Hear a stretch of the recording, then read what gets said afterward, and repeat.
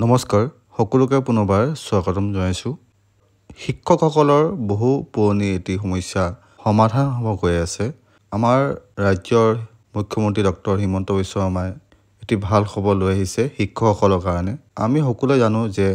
প্ৰত্যেকখন স্কুলতে এটা ডাঙৰ সমস্যা হৈ পৰিছে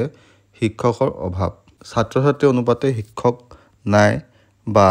বিষয় অনুপাতে শিক্ষক নাই বিশেষকৈ প্ৰাথমিক স্কুলৰ এই সমস্যা বহুত পুৰণি সমস্যা যিয়ে নহওক আমাৰ মুখ্যমন্ত্ৰী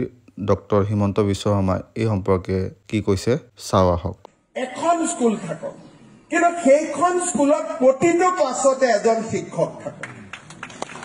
মই ভাবো ৰাজ্যৰ শিক্ষা ব্যৱস্থালৈ ভাবিব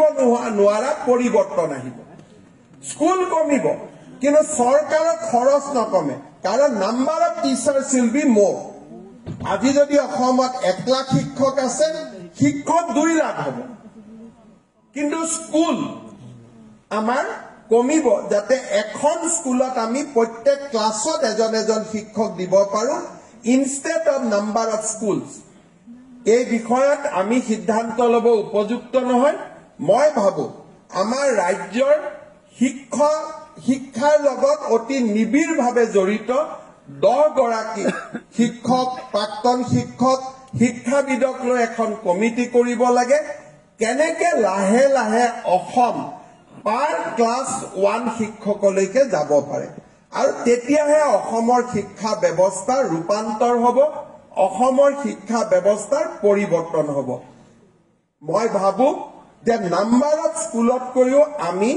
quality of teachers number of টিচাৰ্সত আমি গুৰুত্ব দিব লাগে শিক্ষকৰ সংখ্যা বাঢ়িব লাগে স্কুলৰ সংখ্যা বাঢ়িব নালাগে তাৰ পৰিৱৰ্তে প্ৰত্যেক ৰাজহ গাঁৱত প্ৰত্যেকখন ফৰেষ্ট ভিলেজ প্ৰত্যেকখন ৰেভিনিউ ভিলেজত এখন স্কুলত যদি প্ৰত্যেক ক্লাছতে এজনকৈ আমি শিক্ষক দিব পাৰো সেই ব্যৱস্থা আমাৰ বাবে অতি প্ৰয়োজনীয় হ'ব আৰু কি আমি আগবাঢ়ি যোৱাত আমাক সহায় কৰিব সো এয়া আছিল আজি ইনফৰমেশ্যন আশা কৰিছো আপোনালোকে